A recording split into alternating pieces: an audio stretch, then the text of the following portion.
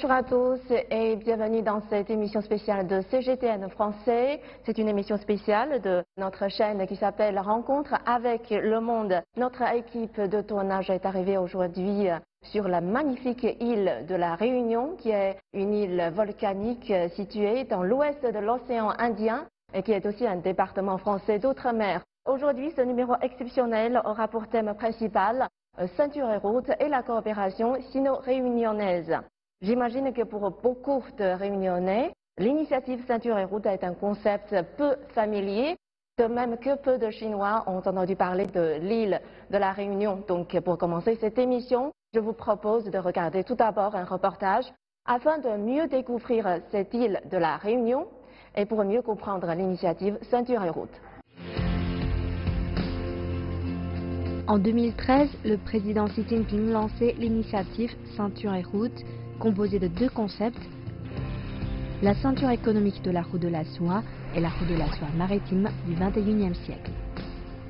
En 5 ans, plus de 80 pays et organisations internationales ont signé des accords de coopération avec la Chine dans les domaines des infrastructures, des investissements, du commerce, des finances et des technologies.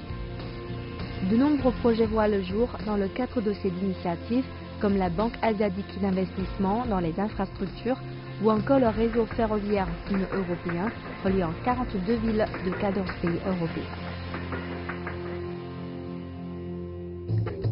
La Réunion, petite île européenne située dans l'océan Indien, est une importante région d'outre-mer française de 840 000 habitants où le tourisme, l'hôtellerie et l'agroalimentaire sont très développés. L'île, qui abrite l'un des volcans les plus actifs de la planète, offre des paysages d'une beauté unique. Ces dernières années, la Réunion et la Chine ont mis en place divers projets de coopération. La Réunion a établi en 2014 des relations amicales avec la ville portuaire de Tianjin au nord de la Chine. Avec son bureau économique inauguré à Tianjin en 2018, elle est devenue la première région à s'installer dans le centre d'échange international des villes amies de Tianjin. Les deux parties ont pour objectif d'élargir les coopérations dans divers domaines tels que le commerce, l'éducation, le tourisme, la biotechnologie, la recherche et le développement ou encore l'industrie. La Réunion, qui dispose de ressources touristiques variées, est également multiculturelle. On trouve parmi ces quelques 840 000 habitants des descendants d'Européens, d'Asiatiques et d'Africains. Plus de 30 000 Chinois y vivent.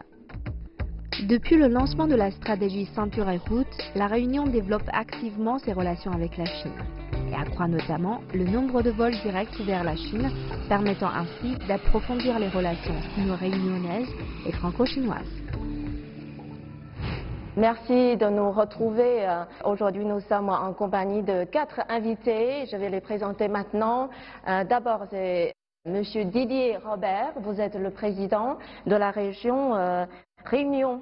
Et après, bonjour Monsieur, bienvenue dans notre émission. Et Chen Zhuhong, vous êtes le consul général de Chine à la Réunion. Bonjour et bienvenue. Bonjour. Et après, Monsieur Stéphane Foisin. Vous êtes le directeur général de l'Office du tourisme de la Réunion. Bonjour et merci d'être venu. Bonjour. Et enfin, Monsieur Zhang Guobin, vous êtes le secrétaire général de l'Institut Charar de Chine. Bonjour et bienvenue.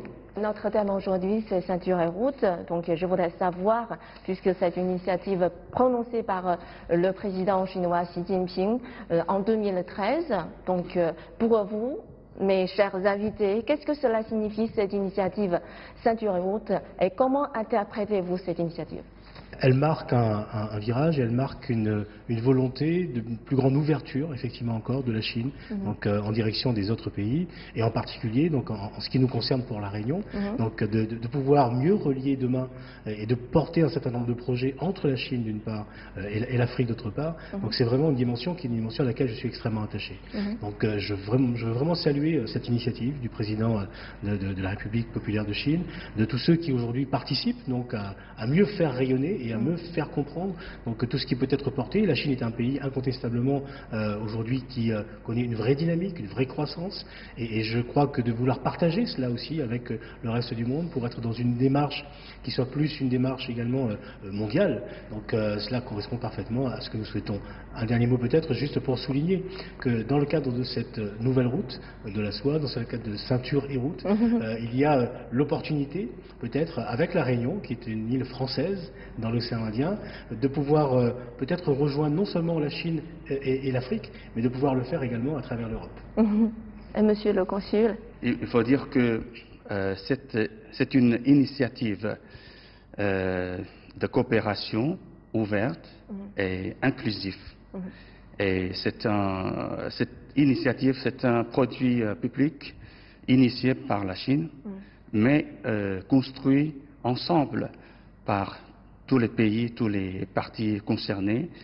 Et je peux dire qu'elle ne s'oppose à aucune partie concernée. Voilà. Et Monsieur Foissin, puisque vous travaillez dans le secteur du tourisme, comment interprétez-vous cette initiative et qu'est-ce que cela signifie pour vous?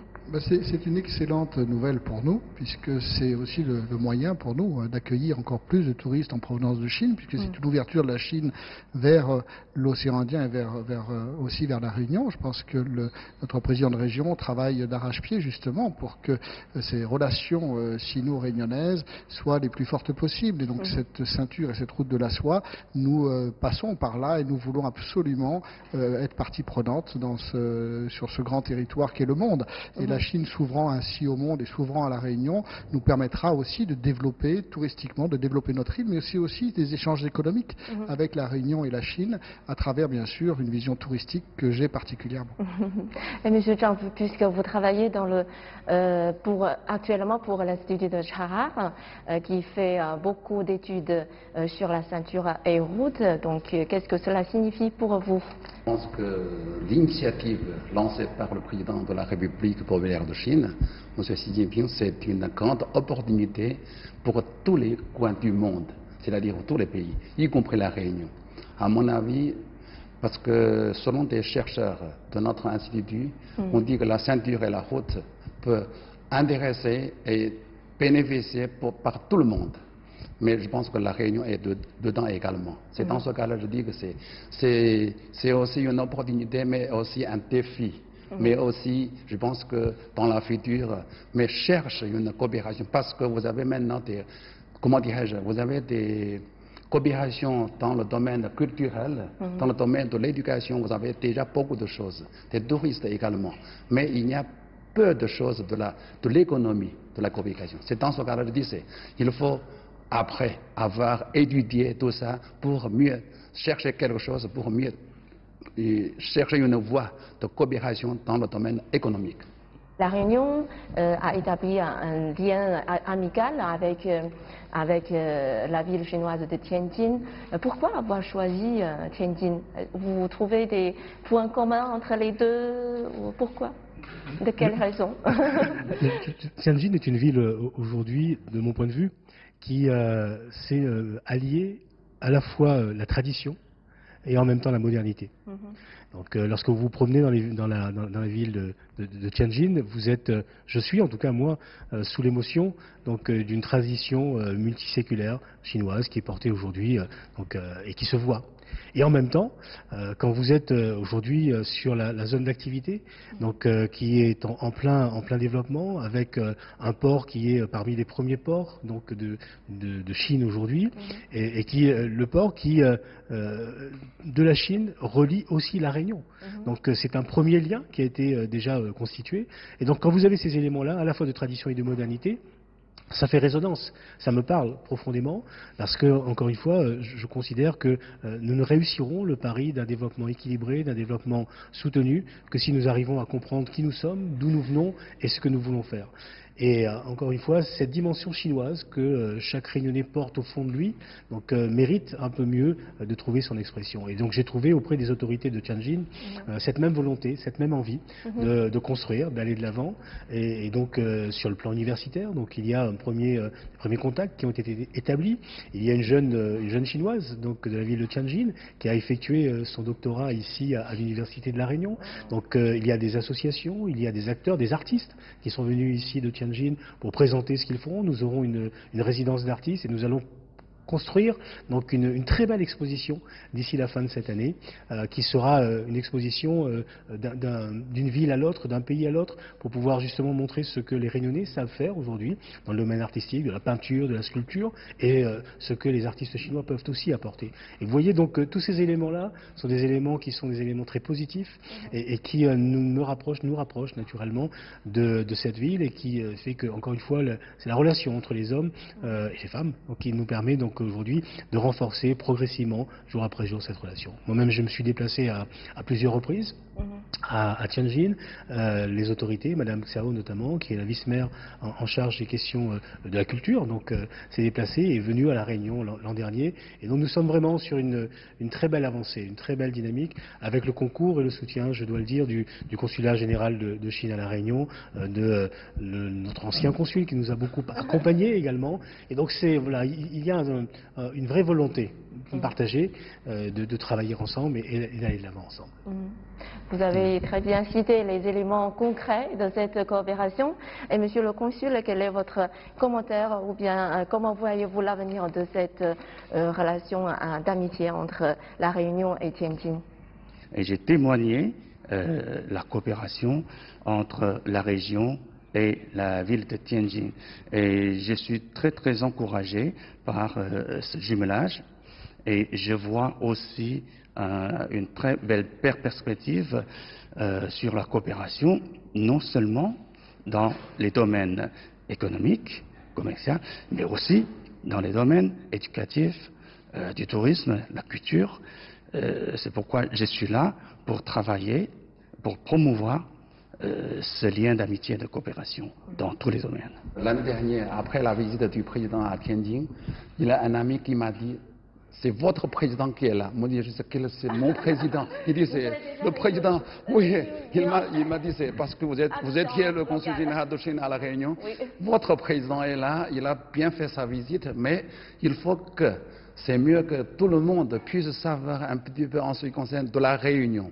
Même à Tianjin, il y a seulement Madame le vice-maire qui connaît La Réunion. Il y a une centaine de personnes qui connaissent La Réunion, mais parmi combien de personnes à Tianjin qui ne connaissent pas très bien La Réunion. C'est à mon avis, c'est mieux que vous préparez quelque chose pour montrer quelle est la potentialité de La Réunion, pour séduire, Monsieur le Directeur Général, pour séduire les Chinois, les touristes, les chefs d'entreprise. Ça, c'est vraiment très important à mon avis. Oui, sur le secteur du tourisme, parce que selon les statistiques en 2017, en Chine, il y a déjà 130 millions de touristes chinois ont effectué un voyage à l'étranger et ils ont dépensé un montant total de 115 milliards de dollars américains. Donc on peut dire que la Chine, jusqu'à aujourd'hui, est toujours le premier pays émetteur des tourismes au monde entier. Donc, mais peu de Chinois ont entendu parler de l'île de La Réunion. Comment expliquez-vous ce phénomène? Écoutez, tout simplement parce que je pense que la politique qui est mise en place entre la Chine et la Réunion est une politique assez récente, et nous devons nous faire connaître. C'est comme toute nouvelle destination.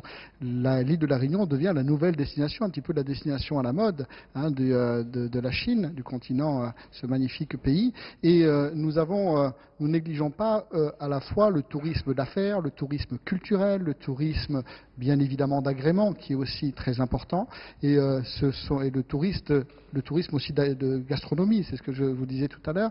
C'est important que tous ces aspects-là fassent partie de la promotion que nous allons mettre en place et que nous avons mis en place déjà depuis quelques années.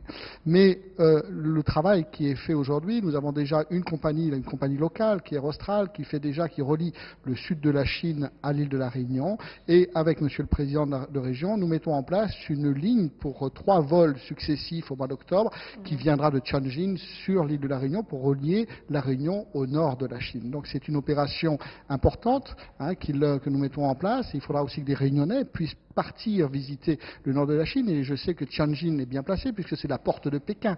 Donc il y a aussi énormément de choses à faire dans cette région-là et de belles choses à voir. Pour le visa, vous savez, c'est très difficile pour les Chinois. Nous demandons le visa plus difficile que demander le visa pour aller en France, en métropole. C'est dans ce cas-là qu'il faut simplifier ça.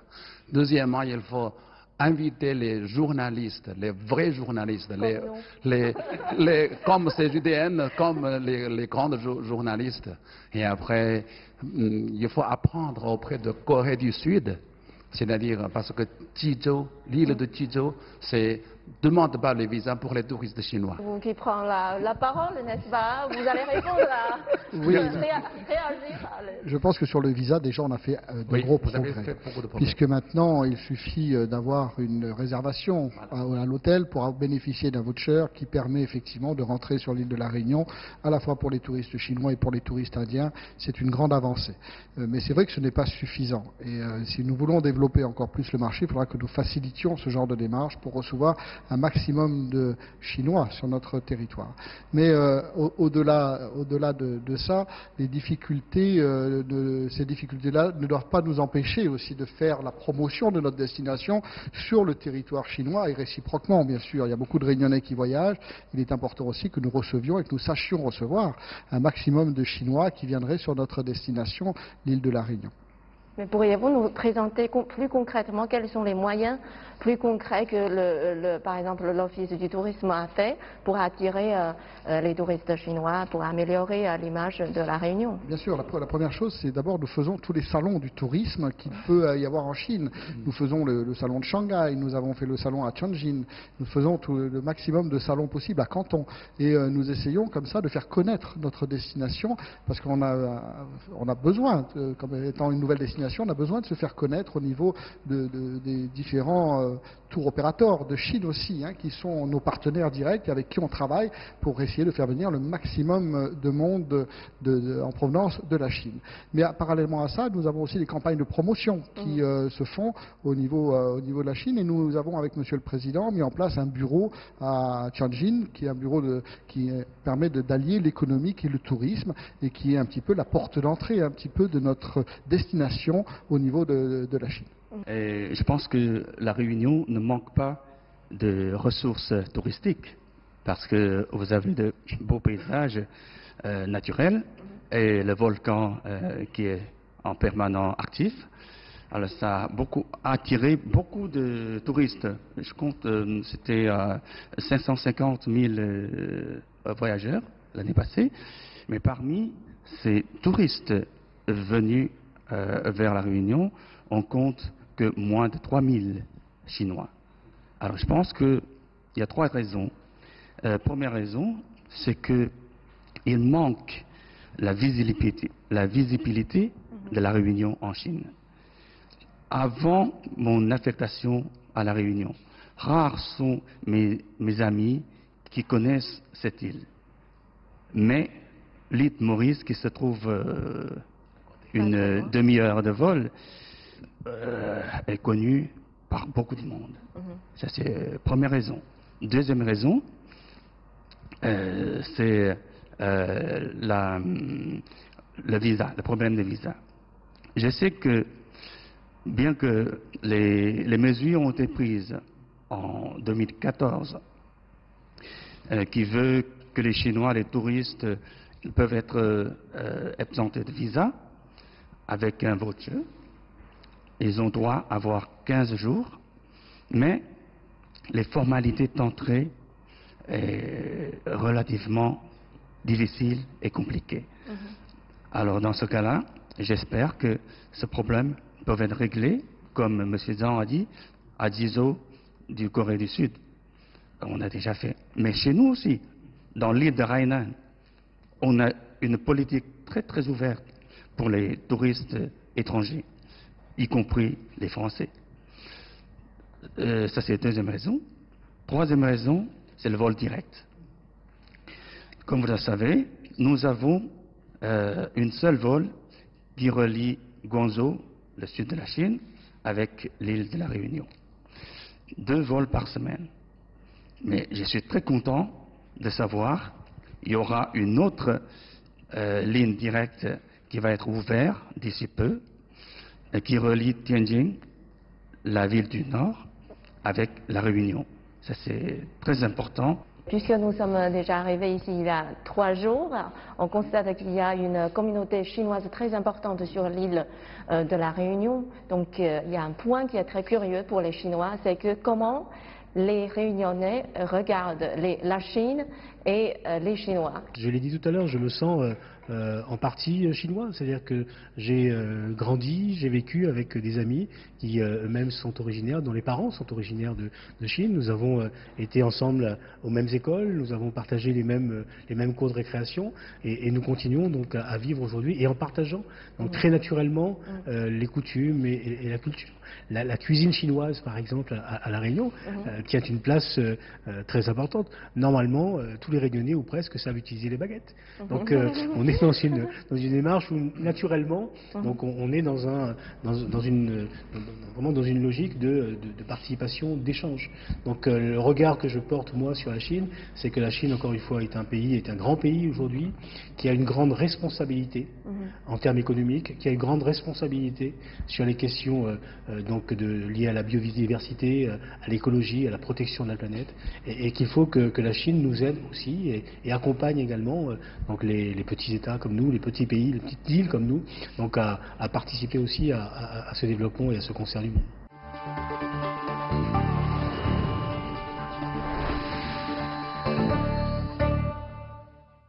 Malgré cette harmonie à La Réunion, dans le monde actuel, il existe encore de grands défis, n'est-ce pas, comme le changement climatique, l'environnement, la protection de l'environnement, il y a aussi le problème de la sécurité, etc.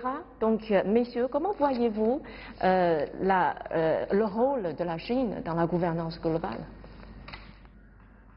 L'une des questions les plus importantes aujourd'hui, c'est effectivement celle, de mon point de vue, de l'écologie, du moindre impact environnemental. Comment arriver à concilier économie et écologie. Je ne veux pas ici faire et être dans une démarche de politique ou de diplomatie internationale, mais quand même. Vous avez un grand pays, les États-Unis pour ne pas le citer, qui finalement tourne le dos aujourd'hui aux accords de Paris, qui tournent le dos aux grandes décisions qui ont été prises. Et à l'inverse, vous avez donc la Chine aujourd'hui qui multiplie les efforts. Je l'ai vu de mes propres yeux, donc pour avoir encore une fois été à plusieurs reprises en Chine, et en particulier à Tianjin, à Shanghai, donc à Guangzhou. Il y a cet effort qui est porté aujourd'hui par les autorités chinoises de pouvoir arriver, je l'espère, à un aboutissement qui permette réellement de concilier économie et écologie. Et c'est vers ça qu'il faut tendre. C'est arriver à produire de la croissance, arriver à créer de l'activité, arriver à créer des emplois, permettre à nos jeunes mieux formés de pouvoir demain trouver un emploi à la hauteur de leur ambition, tout en étant dans une logique qui soit celle de préservation également de l'environnement. À La Réunion, nous allons installer dans quelques jours une agence régionale de la biodiversité. Je souhaite que cette agence ne soit pas simplement une agence réunionnaise, mais qu'elle soit une agence à l'échelle de l'océan Indien, et que nous puissions là aussi partager avec les autorités chinoises. Il y a en Chine aujourd'hui des organismes gouvernementaux, des organisations non gouvernementales qui travaillent sur ce sujet, et donc nous avons là aussi besoin d'apprendre donc les uns des autres. Donc sur les différentes régions, il y a une richesse de la biodiversité qui est sûrement exceptionnelle en Chine. Donc moi j'ai besoin de comprendre, j'ai besoin de voir comment est-ce que nous pouvons ensemble avancer. Et donc la Chine peut-être, doit être, de par, encore une fois, la responsabilité qui est la sienne aujourd'hui, doit être aujourd'hui un phare sur ces grandes questions, sur ces grands sujets, et en particulier sur la combinaison, encore une fois, de ce que j'appelle moi la bioéconomie, la combinaison entre économie et écologie. Vous savez, l'avenir du monde se joue, l'avenir de notre planète se joue sur ces bases-là. Et donc il faut que les plus grands responsables du monde s'accaparent ce sujet, le prennent véritablement en main. Et je pense que, encore une fois, avec la nouvelle route de la soie, avec les projets qui sont portés par les autorités chinoises, donc la Chine est dans cette démarche aujourd'hui. Et c'est La raison pour laquelle je souhaite, moi, encore une fois, continuer à accompagner et être dans une démarche de coopération, à notre niveau et en toute humilité. Tout a été dit et bien dit. Je pense, c'est important, effectivement, on est dans une échelle plutôt mondiale dans ce cadre-là, et il est important que l'île de la Réunion prenne toute sa place. Et notre président de région est là pour défendre cette place et pour accompagner effectivement toutes les velléités de développement, que ce soit vers la Chine, mais aussi accepter un développement de la Chine vers l'île de la Réunion. Donc c'est important qu'on se place sur l'échelle de la planète, sur cet objectif-là. Nous voulons conserver, vous avez parlé d'air pur, mais nous voulons conserver cet air pur et le plus longtemps possible, et nous voulons absolument préserver notre île. Et c'est vrai que la Chine est dans notre ADN, Monsieur le Président l'a dit tout à l'heure, c'est dans nos gènes, et nous sommes aussi tous partie prenante sur cette île au développement vers la Chine ou vers d'autres pays du monde. C'est important, mais effectivement, incontestablement, la Chine est un grand pays avec lequel nous voulons travailler et nous voulons avoir un partenariat économique et touristique. Notre émission, je voudrais vous inviter à dire le dernier mot pour donner une conclusion à la ceinture et route et la coopération entre la Chine et la Réunion. On commence par le président. Peut-être, sans vouloir me répéter, dire simplement que les actions de coopération doivent d'abord et avant tout reposer sur une dimension de sincérité, une dimension naturellement de loyauté et une dimension d'amitié. C'est ce qui me guide dans les démarches que je peux entreprendre en tant que président de la région lorsque je suis en relation et dans des actions de coopération avec la Chine ou tout autre pays. Je pense que c'est d'abord et avant tout cela qui compte. Au final, nous sommes tous citoyens du monde, que nous avons tous une part de responsabilité dans l'avancée du monde, dans ce qu'il doit être demain. D'accord. Monsieur Chang. Oui, pour conclure, je pense que je suis tout à fait d'accord avec Monsieur le Président. Et chacun vient ici, doit donner une contribution, y compris vous. Si vous êtes ici, après le retour, il faut donner une contribution. Par exemple, moi, j'ai écrit déjà un livre pour une promotion de la Réunion, pour présenter la Réunion, le paysage et beaucoup de choses, ce que j'ai vu ici. Et maintenant, je pense que dans la future, la Chine doit connaître la Réunion doit connaître la Chine. Comme ça, l'initiative, c'est grande. C'est vraiment, mais pour concrétiser, il faut concrétiser vraiment tout. Comment dire, c'est en détail. Dans ce cas-là, il faut qu'on fasse un effort. Monsieur Foissin.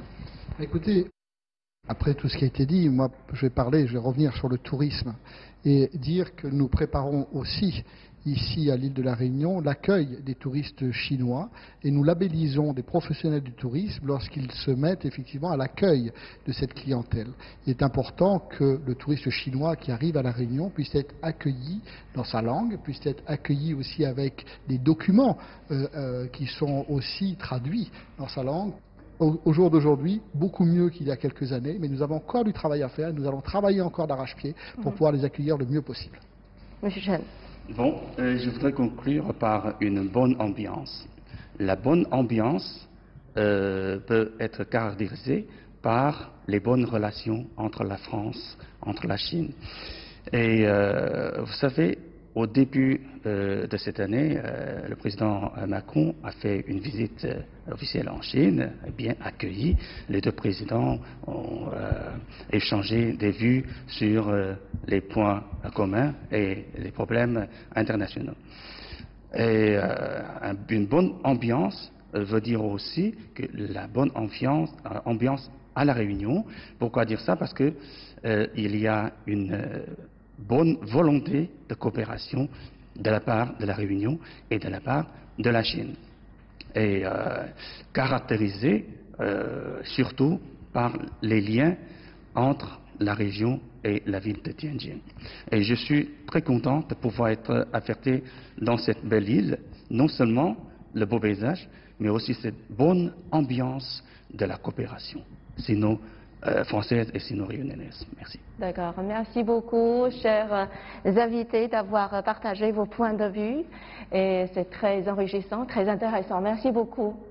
Merci. Et Merci à tous qui ont regardé cette émission de rencontre avec le monde en souhaitant que la coopération entre la Chine et la Réunion continue de se renforcer. Au revoir à tous et à très bientôt.